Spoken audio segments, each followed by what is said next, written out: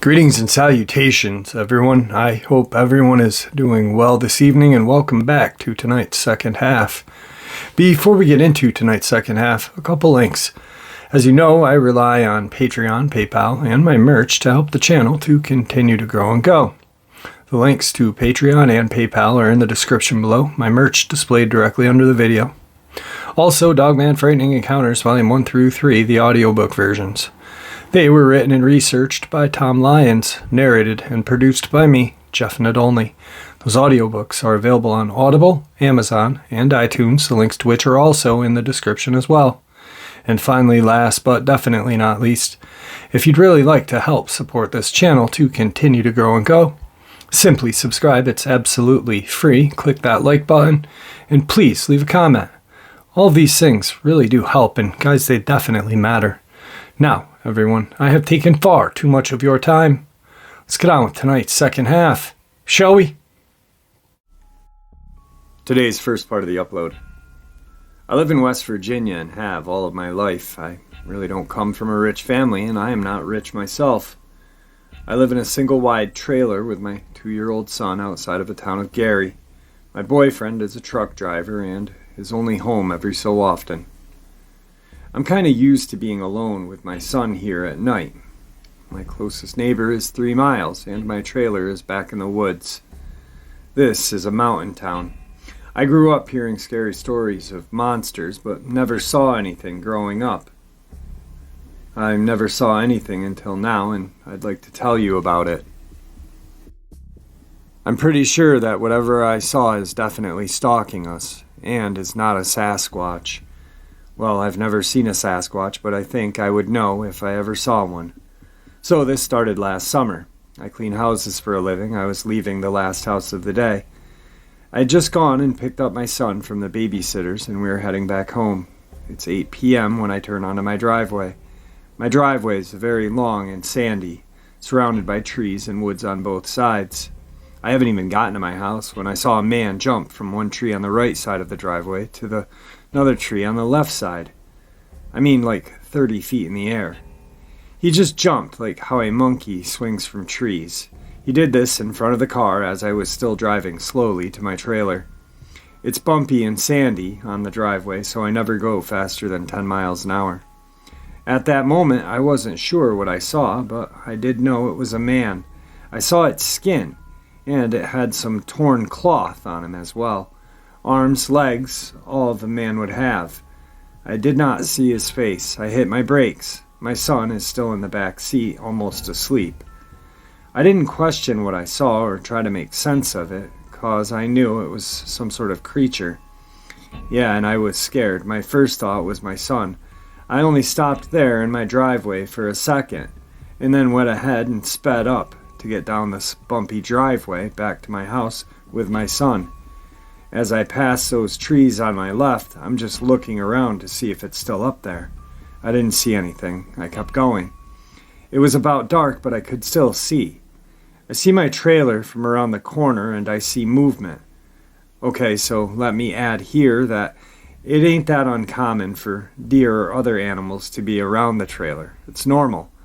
But there were people up ahead, and one of them was in my trash bag.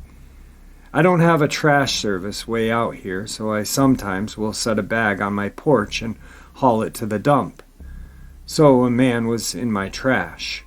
I get closer, and these people hear my car, and my headlights are lighting up the front part of the house. And I see like 4 of these things run off into the woods. I saw one very well, but it was his face that really scared me. That thing had dirt or mud all over its face, and there was something wrong with his face, because it did not look right. His eyes were way up on his forehead, and he had a humped back. It had some dark pants on, no shirt, and the chest and back had a lot of brown hair. His nipples were huge and dark. I could see through his hair. He was barefoot. This one was dragging my trash bag. He ran off, too, but didn't seem in too much of a rush as the others to get back to the woods. I lost sight of all of them, but I waited before I went to the house. I didn't have a gun or anything on me, so I was careful. I sat in my car for 20 minutes, letting it idle before I drove up to the house. I grabbed my son and ran inside because I don't have cell signal in my driveway. I called my uncle once I got in. My uncle said I was seeing shit, but he came on down an hour later and looked around. Lord, I was so scared. Well, me and my son were just waiting for my uncle. My uncle got here. He's a big guy and had weapons on him. He investigated. He came back to the front door white as a ghost. He came in and said he had seen a devil in the woods and that we were getting in his truck with my son and we were getting the hell out of here. We never called the police or anything. What are we going to tell the police? This was last summer. The winter came and nothing. Then, just this past March, when my boyfriend was home, we heard scratching at 11 at night on the side of the trailer. A metal sound. He went outside to look, but there wasn't anything there. But he smelled a smell that he described as rotten pig feet. If you eat pig feet, you'll know what I mean. We smell bad things a lot, and we see a lot of moving things in the trees. But now my boyfriend will be moving us to the other side of the state because of his job, and we only have a few more weeks. But there are wild clans in West Virginia as well, not just North Carolina or Tennessee. Also, my uncle has never did talk about what he saw that night. Today's second part of the upload. Some strange experiences. My family and I have property in Kisatchie National Forest, central Louisiana. I want to start out by giving a little background info about my family members and then my wife and I. My family members are all either in the medical field or the IT field, my grandparents included.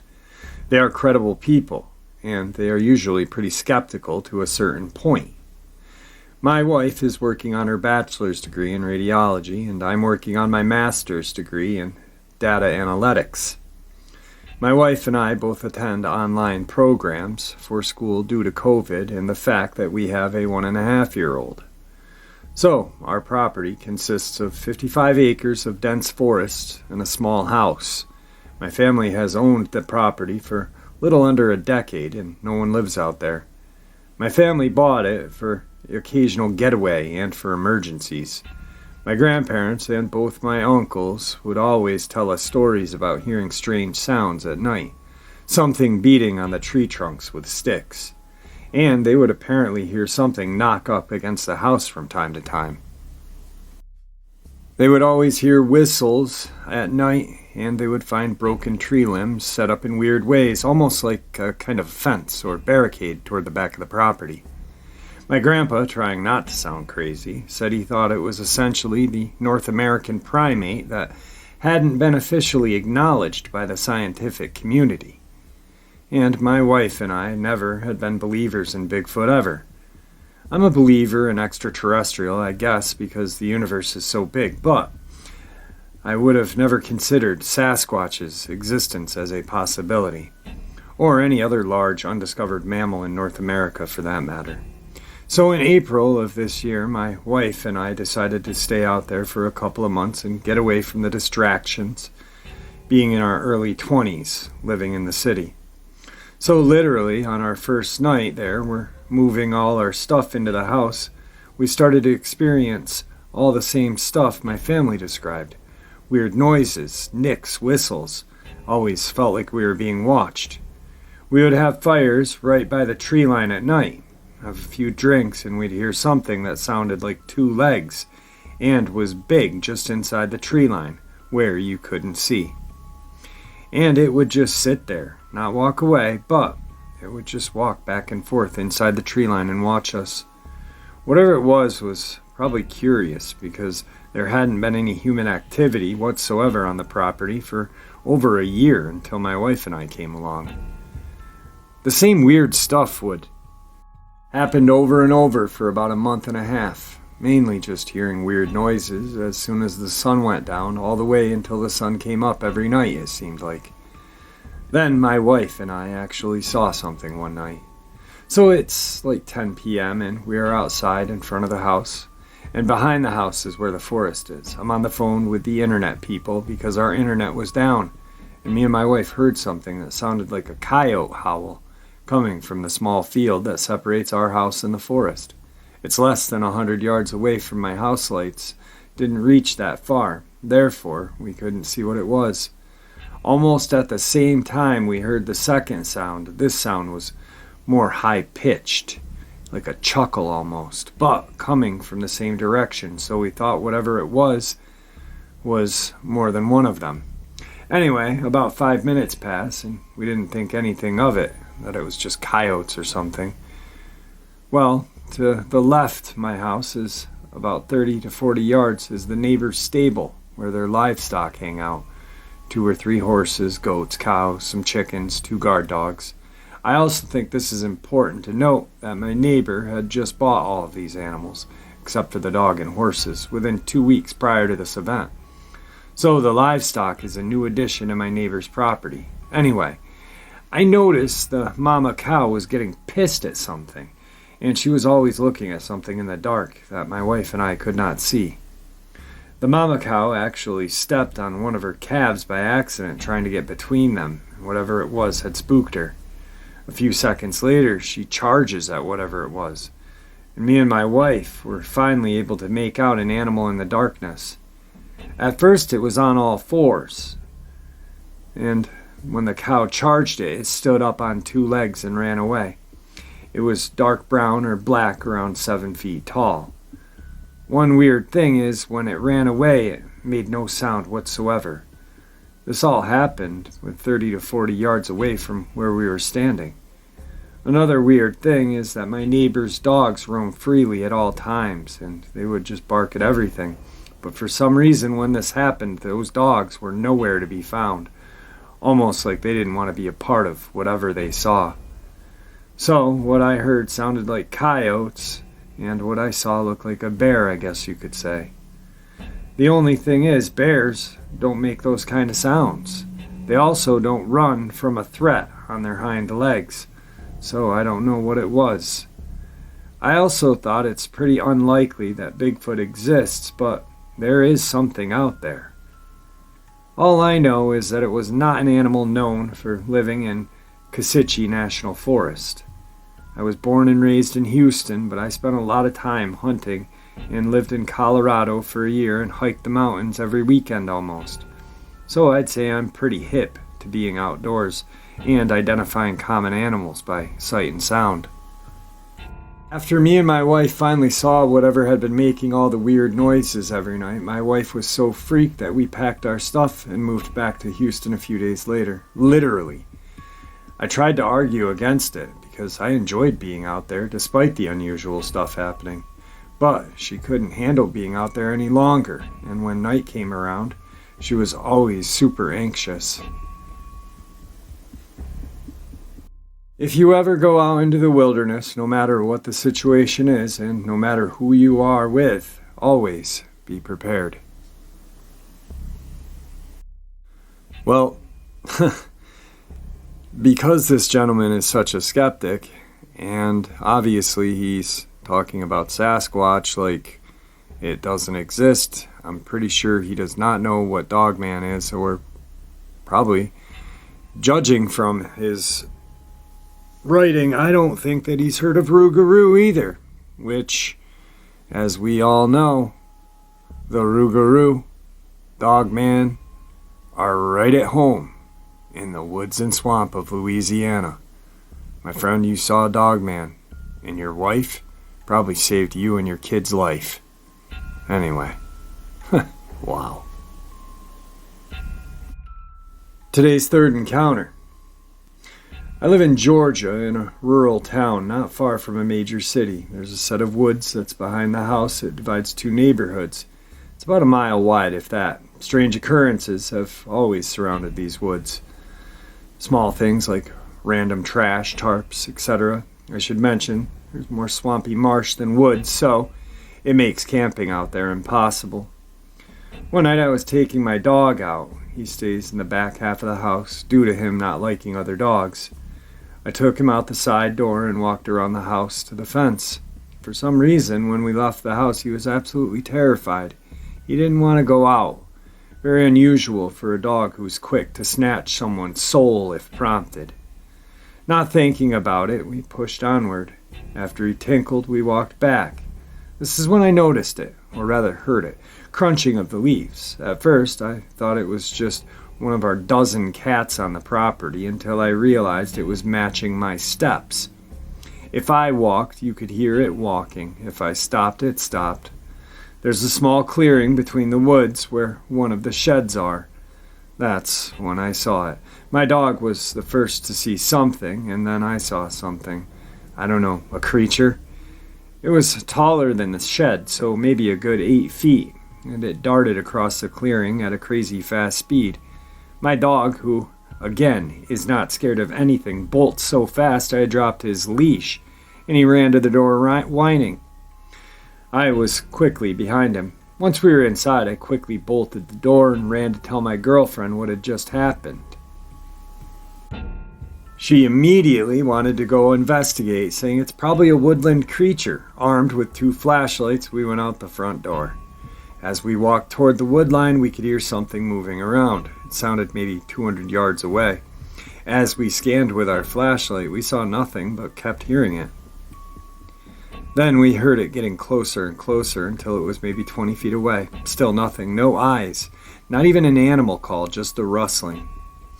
My girlfriend now heads for the house. I decide to check with the neighbors to see if maybe one of their dogs got out.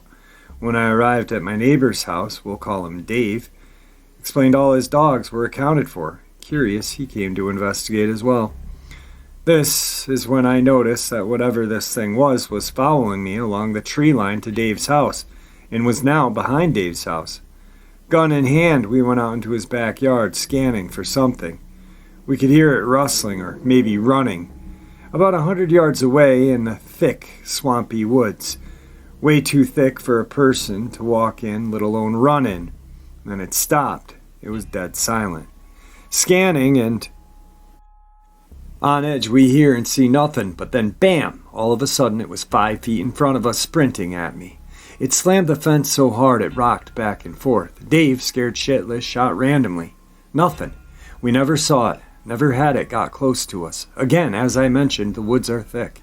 Too thick to run in, so what the hell, teleported silently in front of us and slammed the gate. Spooked, we were about to run, and then we heard it. It was human in nature, but not English. It sounded alien-like, not a known language. Dave, a hunter for the last 40 years, still to this day can't explain what it was. Anyway, after we heard that, we bolted. He covered me, and I ran to my house. Not 10 minutes later, we both hear a loud explosion coming from the woods. It shook our houses and flickered our power. I ran out to see what it was, and of course nothing, but when Dave came out and confirmed he felt the same thing, we were both once again terrified. Moments later, a few strangers from the neighborhood came driving down our cul-de-sac, and they all agreed the blast they heard came from behind our house. 911 was called, and 2 police officers interviewed us separately. Our stories matched. The responding officers refused to go anywhere near those woods. They took the report and left. To this day, we are still not sure what we encountered out there. Also, Dave does not go outside at night anymore. It spooked him that bad. Next night, earlier in the day, my mother-in-law, a police officer from a town 40 minutes away, installed 2 motion-activated trail cams along the woods edge. They were brand new. Keep that detail in mind. Thinking maybe we'd see something, we waited for nightfall. Later that evening, I went outside to feed our outdoor cats. That's when I heard it again, rustling. This time, not taking any chances, I ran inside and told everyone what I heard. They all piled on the back door and urged me to go out there and look. Reluctantly, I agreed. I took a flashlight and walked to the edge of the woods, knowing there was a trail cam covering this area. I figured if it got me, it'd be on camera and my sacrifice wouldn't be for anything. As I got to the wood's edge, I could still hear the rustling. I'm shaking at this point because I could tell it was maybe less than 15 yards in front of me. Everyone at the door was watching me and could hear this thing. Then it got quiet. For a moment it was gone, or so I thought. Just as I'm scanning with my flashlight, trying to desperately see a normal woodland creature so I can laugh this whole thing off, boom! Something fell out of the tree and hit the ground so hard it shook the soil beneath my feet.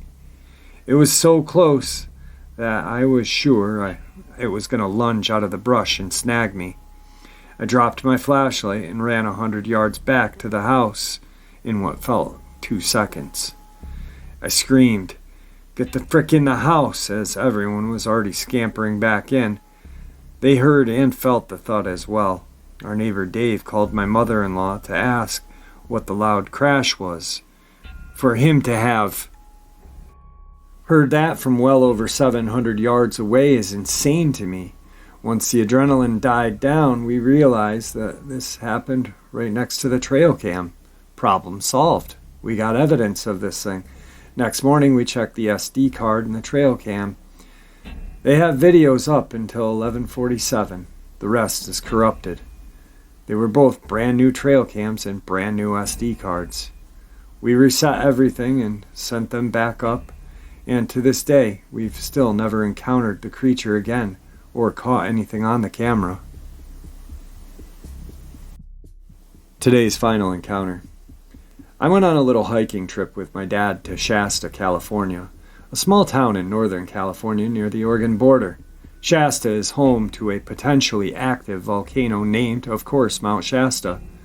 There are many trails on Mount Shasta, so my father and I were excited to do some hiking. We drove up the side of the mountain to the parking lot in which one of the trails begins. I believe it's called the Old Ski Bowl Trail.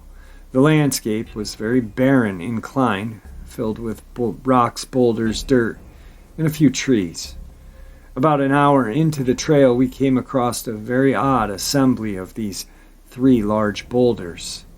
They were arranged in a circle. We thought this was strange, but we continued on. If you look up pictures of the trail, you will see much smaller rocks arranged in patterns and circles.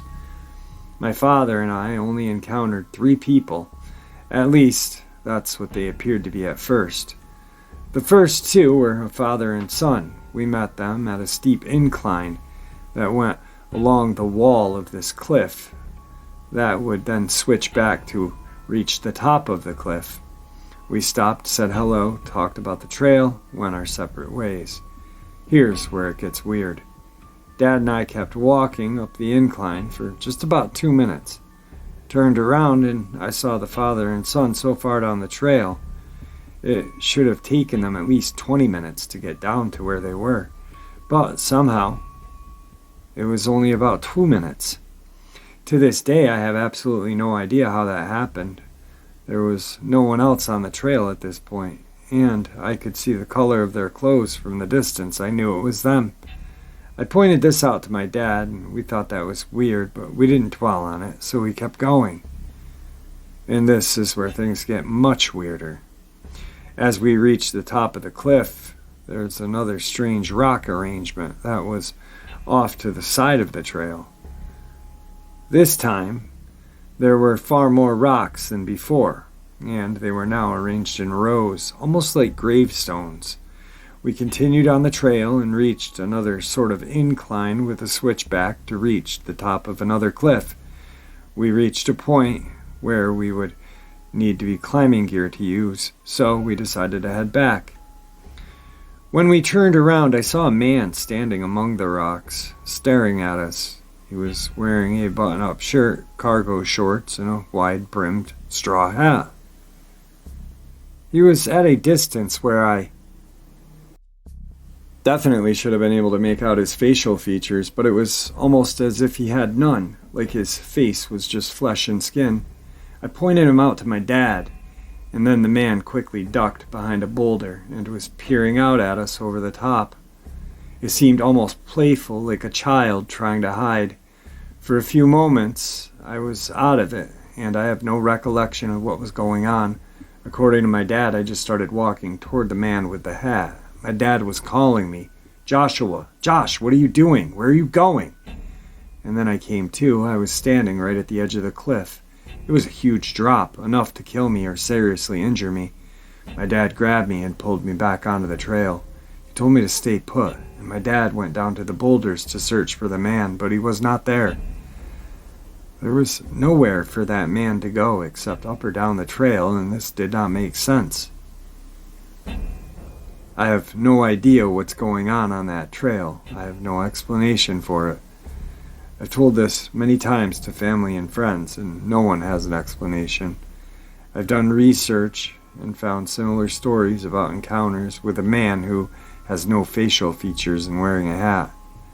I've also read that the Native American tribes from that area view Mount Shasta as a holy site. They believe it could act as a portal to other dimensions, and that it is guarded by spirits who would potentially harm anyone who tried to go up the volcano. Wow. Phew. Some terrifying, very terrifying experiences. Anyway, today has been a very busy day. 3 uploads, and I've got an interview to go over and do for another channel. They want to interview me, Bettina Moss, or B Moss. And then, of course, after that, I've got to record for tomorrow morning's video. So the research and the recording are never done. And I've got to touch bases with my buddy Dark Waters and figure out what he's up to. So with that, everyone stay safe, stay healthy, and may the Great Spirit watch over us all and guide us down that path that we call life.